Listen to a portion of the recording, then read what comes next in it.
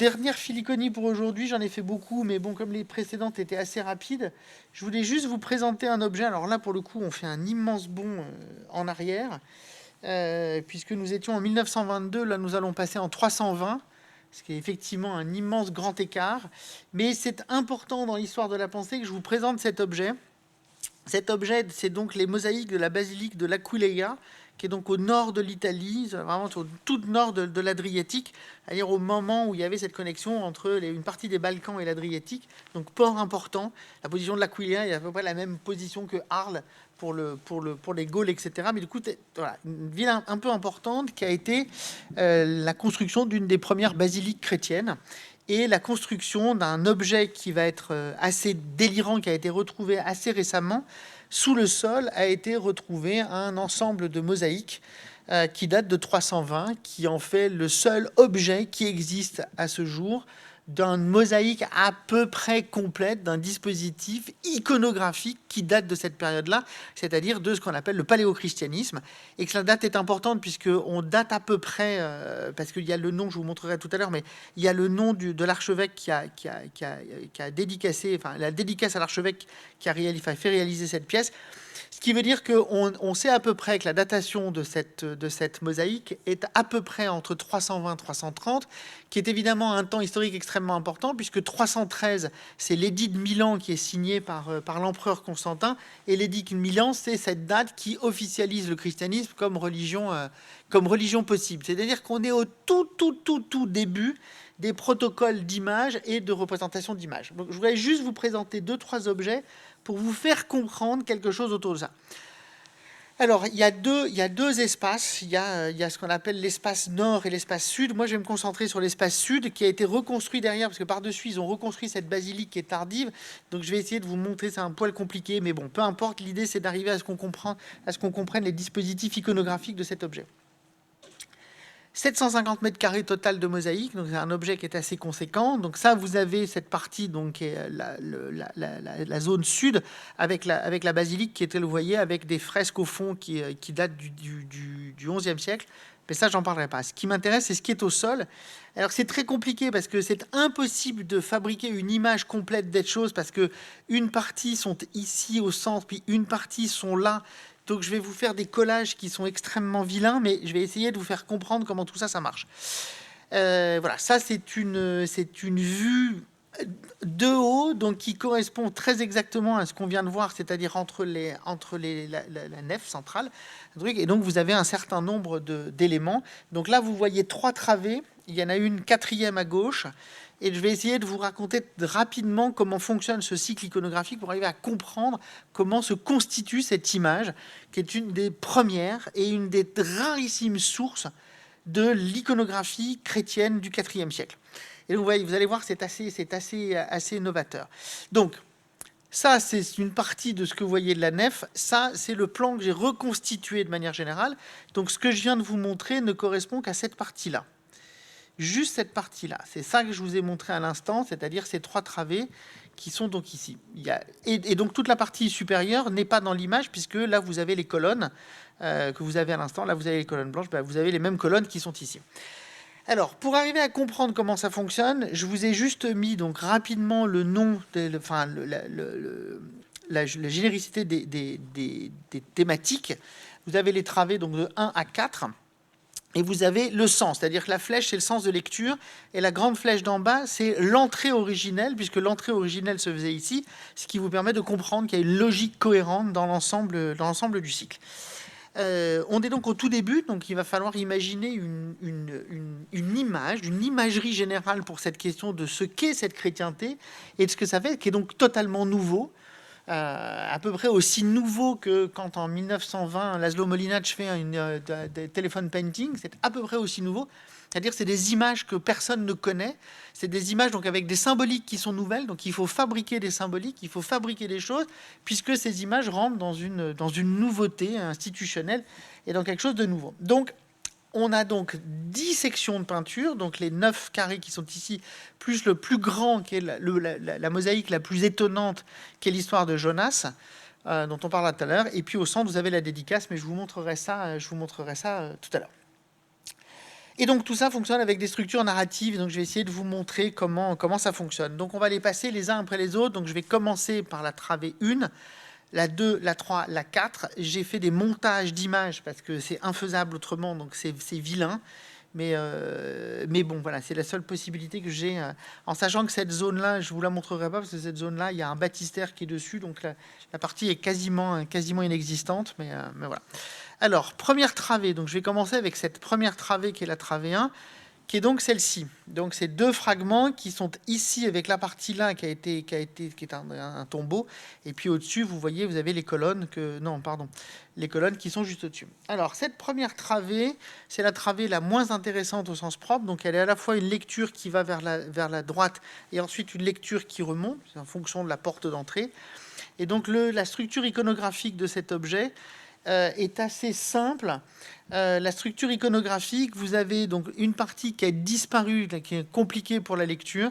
Mais en tout cas, vous avez une série d'éléments, donc des paniers, les nœuds de Salomon, donc une géométrisation extrêmement compliquée, partout des oiseaux sur des rameaux.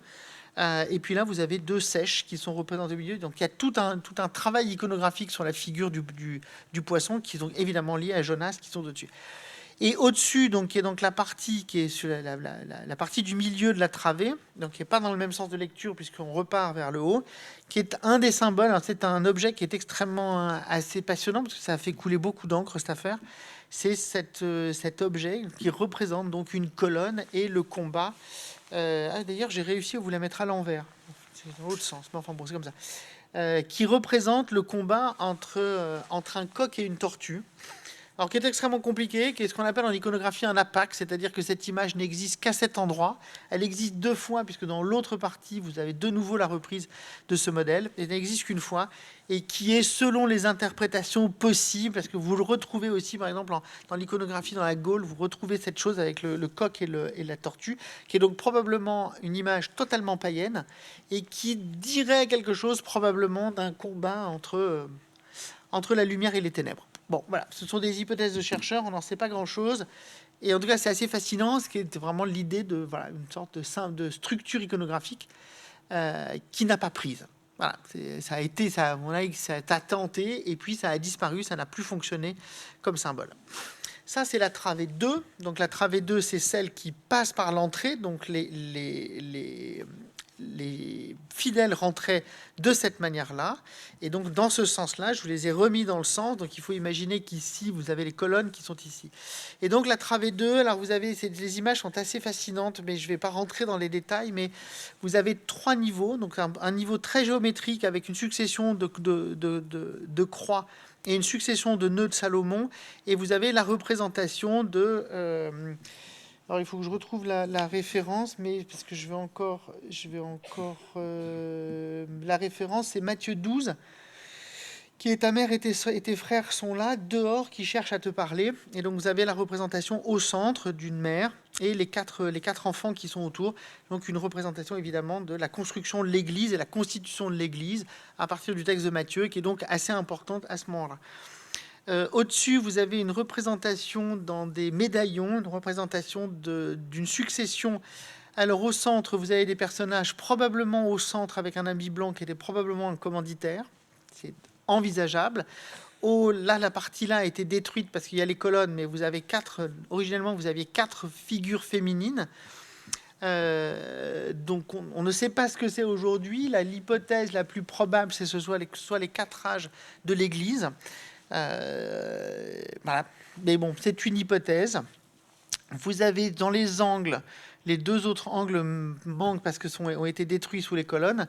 Vous avez a priori les représentations des saisons, puisque ici vous avez l'été avec les gerbes de blé dans les cheveux, et au milieu vous avez des médaillons avec les poissons, évidemment parce que le poisson c'est le symbole de la chrétienté, ictus, et une succession d'oiseaux sur des rameaux, puisque c'est la question du message.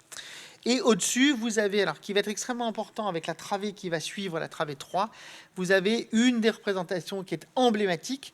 Évidemment, mon image est mauvaise, mais je vous prie de me pardonner. Une représentation qui est emblématique puisque c'est un ensemble de mosaïques qui ne contient aucune image du Christ, évidemment, mais en revanche qui contient cette figure, ce qu'on appelle la figure du bon pasteur, qui est cette figure de cet homme jeune qui porte une flûte de Pan, synthèse avec le monde antique, et qui est entouré de 2 brebis, de deux agneaux, 2 moutons, dont un qu'il porte sur ses épaules. Et il est entouré de 2 figures, donc on prendra tout à l'heure une antilope et un cerf sur le côté. Et donc ce serait une des représentations, une des figuras de ce qui serait la figure christique, de cette figure du bon pasteur. Donc c'est compliqué, mais donc il faut imaginer, évidemment, tout se lie dans ce sens-là. Et donc il faut imaginer que l'entrée se fait là et que c'est la première initiation, la première entrée des fidèles dans l'Église, et qui passe par cette question. Donc on passe par cette parabole de la mère et des 4 frères, puis on passe par cette chose qui serait la représentation des âges différents ou de l'humanité, ou en tout cas de l'Église, probablement de l'Église, pour finir au-dessus avec la figure du bon pasteur. Donc ça, c'était cette partie-là qui est la travée 2. Ensuite, il y a la travée 3 qui est ici, qui est la travée qui est donc celle-ci. Alors bon, là, il faudrait la voir dans ce sens-là, mais comme j'avais pas suffisamment de place, sinon ça aurait été... Donc je l'ai remise, elle est horizontale, mais il faut la revoir dans l'autre sens. Et cette travée, elle est assez importante parce qu'elle démultiplie. Techniquement, elle est extrêmement délicate, extrêmement bien faite. Elle contient une série de signes, donc toujours des modules complexes avec des croix et des nœuds de Salomon à l'infini un peu partout. Et au milieu, dans les deux espaces, là vous avez 8 animaux, 7 animaux purs, un animal impur, qui est ici le lièvre. Et ici, de la même manière, mais posé dans l'autre sens, 7 animaux purs et un animal impur qui est le lièvre, qui est même doublé, puisqu'il est représenté ici. Et donc, vous avez une succession d'animaux qui sont représentés là. Je les avais notés dans l'ordre: mouton, chevreuil, lièvre, antilope, bélier, cerf, chevreuil et âne. Et au milieu, donc ça, qui renvoie probablement à la question du pacte noachique à certains moments, c'est-à-dire que vous avez avancé, vous êtes entré dans l'Église, puis ensuite vous revenez à la fondation qui est le pacte noachique, et au milieu, vous avez la représentation. Alors l'image est assez belle, elle est abîmée, mais vous avez la représentation d'une offrande. Ce sont qu'une succession d'offrandes qui sont présentées, avec cette représentation d'un ange qui tient à la fois une couronne, le Stéphanos, et à la fois la palme du martyr, la corbeille à offrande. Et là, on ne sait pas, puisque ça a été relativement détruit. Et tout autour, vous avez une succession de dispositifs d'offrande. L'offrande de la vigne ici, l'offrande du blé, l'offrande de tous ces éléments qui sont là et qui constituent donc le cœur du dispositif. Vous êtes entré dans l'Église, vous êtes au cœur de ce dispositif. Vous êtes rentré, vous avez recompris la question du pacte noachique dès le départ, et cette question de cette arche, et à l'intérieur de ça, vous avez la chose qui va être essentielle, qui est la question de la compréhension de ce qui doit être fait à l'intérieur de cette Église, et la question de l'ensemble des offrandes et de tout ce qui doit être fait pour que le rapport à la foi puisse exister. Et donc il faut vraiment le comprendre comme ça, hein, c'est-à-dire que vous avez tout ça qui se fait dans ce sens, et ensuite vous avez donc tout le monde vers là, et après la lecture se fait dans l'autre sens, c'est-à-dire que vous tournez et vous vous enfoncez là. Et là, vous avez les 8 animaux qui sont ici, 7 purs, un impur, 8 animaux qui sont ici, 7 purs, un impur, et au centre, les offrandes qui sont ici. Et enfin, on arrive au dernier moment, qui est le moment le plus jubilatoire, parce que cette mosaïque est absolument incroyable, que je vous ai recomposée comme j'ai pu, puisque c'est un peu compliqué, mais qui est donc l'histoire de Jonas. Donc là, vous avez, par rapport au schéma que vous avez fait, là, vous avez le tombeau, et là, vous avez les 2 colonnes. Alors, elles sont plus larges, les colonnes, hein, mais j'ai juste fait en sorte que ça recolle. Et là, vous avez l'histoire de Jonas, qui est divisée en 3 grands moments, c'est-à-dire, vous avez Jonas qui est jeté du bateau et avalé par le grand poisson.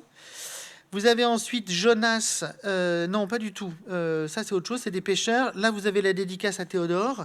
Et là, vous avez donc Jonas qui est recraché par le grand poisson.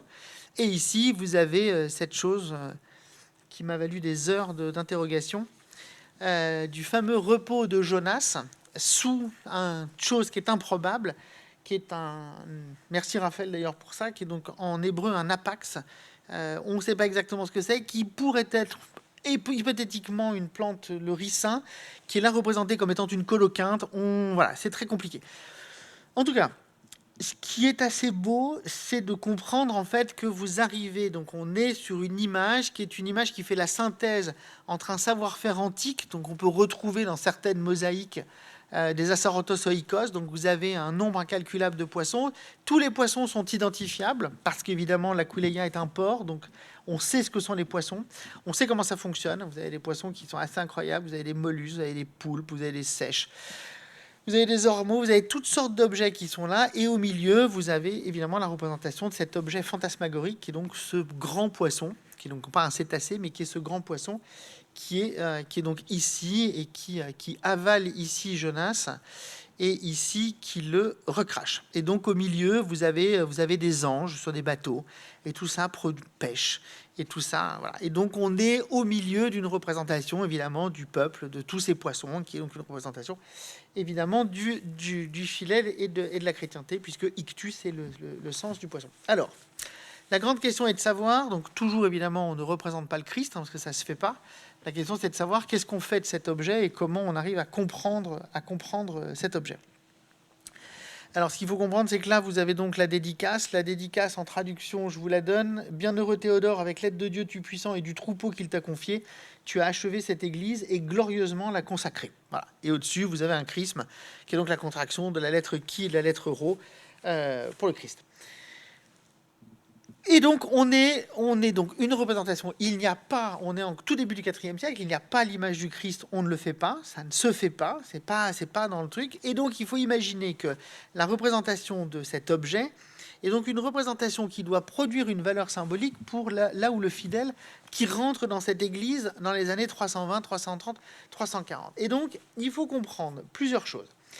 La première, qui est donc un sens biblique, qui est que Jonas est envoyé pour annoncer la destruction de Ninive, et Ninive se repent, et Dieu ne la détruit pas. C'est-à-dire qu'il y aurait quelque chose de l'ordre du repentir et de l'idée que Dieu est moins violent qu'il ne pourrait y paraître, et plus dans un rapport de repentance, en tout cas dans un rapport de bienveillance plus forte. Et donc, qui serait cette idée-là, qui est probablement, à condition qu'évidemment, les gens du IVe siècle connaissent l'histoire de Jonas et comprennent cette histoire de Jonas, qui est par ailleurs pas si simple. Moi, il a vu que je me replonge dans un truc pour arriver à recomprendre ces questions-là, qui est extrêmement compliqué.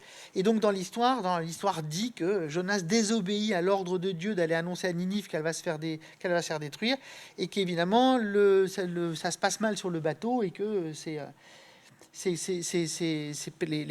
compagnons qui l'accompagnent le jettent à la mer, et c'est là qu'il est avalé pendant 3 jours dans le grand poisson. Et donc, la deuxième sens, c'est le sens moderne. Et là aussi, je remercie Raphaël pour son aide là-dessus. C'est de considérer évidemment que Jonas est la figura du Christ. Et ça, pour ça, je vous renvoie à Matthieu 12, 40, où il est écrit, je cite, « Car comme Jonas fut dans le ventre du cétacé 3 jours et 3 nuits, ainsi le Fils de l'homme sera 3 jours et 3 nuits dans le sein de la terre. » Et donc, on est sur une image. On ne représente pas Dieu, mais Jonas devient la figurant, la métaphore, on ne représente pas le Christ, pardon, mais Jonas devient la figurant, la métaphore de ce Christ, et devient donc l'image de ce qu'est la résurrection.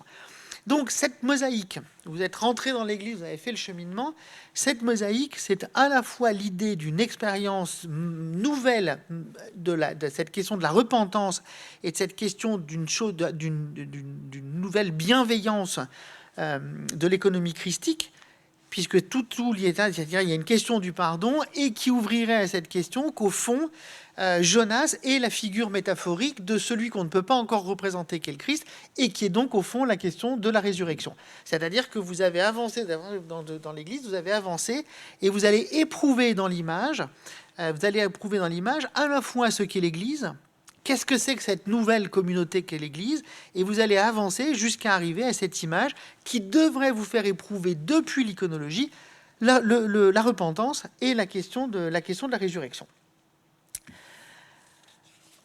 Conclusion. Alors, au-delà du fait que cet objet, je pourrais vous en parler pendant des heures, parce qu'il y a des détails à l'intérieur qui sont absolument fascinants. Et donc, je vous remonte quand même rapidement pour que vous recompreniez bien l'ensemble. Ce que je viens de vous montrer, ça, c'est la mosaïque de Jonas. Et donc la partie qui est de l'autre côté, c'est toute la partie qui est là, mais il n'y a pas d'image qui le montre, etc. Parce qu'il y a évidemment les colonnes et le toit. Donc c'est ça qui est vraiment, c'est tout ça. Donc il faut imaginer, parce que les colonnes ont été reconstruites ultérieurement, et c'est ça qui a en partie protégé l'ensemble du truc. Donc ça veut dire que les gens, il manque cette partie-là. Donc les gens rentrent par ici dans ce sens-là, puisque la porte était là, et ensuite vous avanciez là jusqu'à arriver à cette immense mosaïque de la vie de Jonas, du récit de la vie de Jonas. Donc c'est tout ça que j'ai essayé de vous montrer et qui constitue cet objet absolument étonnant.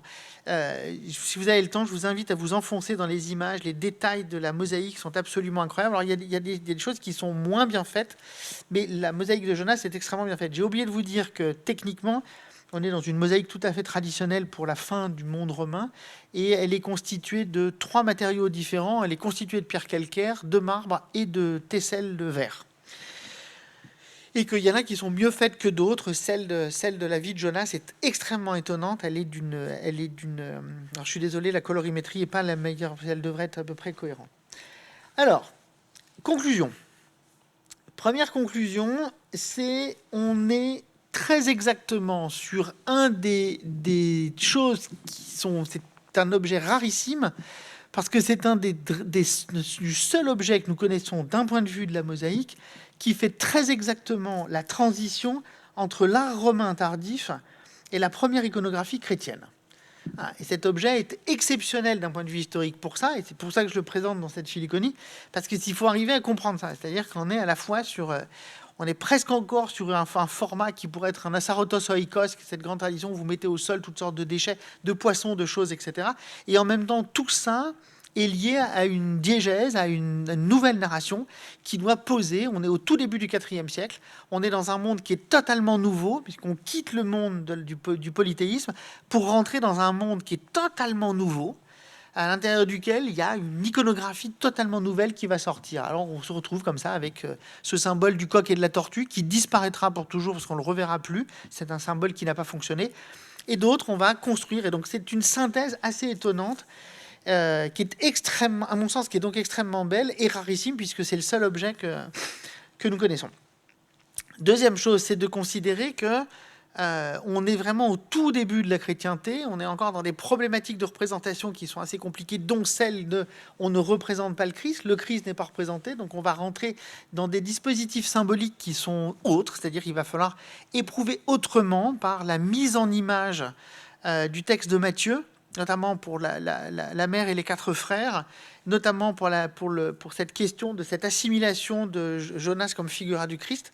Et donc on est sur une iconographie nouvelle, donc il faut arriver à comprendre la manière avec laquelle, au IVe siècle, on pouvait lire tout ça. Et que tout ça se construit sur une double lecture, qui est celle du salut, évidemment, puisque tout ça est lié à la question du salut et la question de la résurrection, dans quelque chose d'évidemment extraordinairement ouvert, qui partirait évidemment du pacte noachique avec les animaux jusqu'à cette question de la résurrection, de cette figure de la résurrection avec la figure de Jonas.